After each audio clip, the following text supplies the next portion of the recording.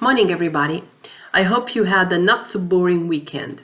I would like to spend a minute today about the last provisions from the Italian government and what's ROELMI HPC situation.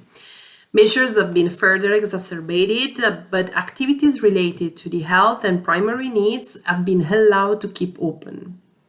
This is the case of ROELMI HPC. We are aware that our business could be not mandatory because we are not producing any drug or food, but in this period, more than ever, we want to put our own competence and expertise to the service of anyone who needs them. Our job is dedicated to be useful to the daily life and to help speed up any production activity related to toiletries or body defense improvements, for instance, which can be run into our facilities while guaranteeing, of course, the safety of the entire team and our families. We keep on being at our partner disposal and we try to do at least a small step towards the health of the people. So stay tuned because I know we still have some pending topics.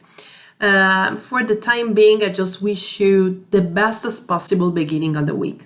Bye-bye.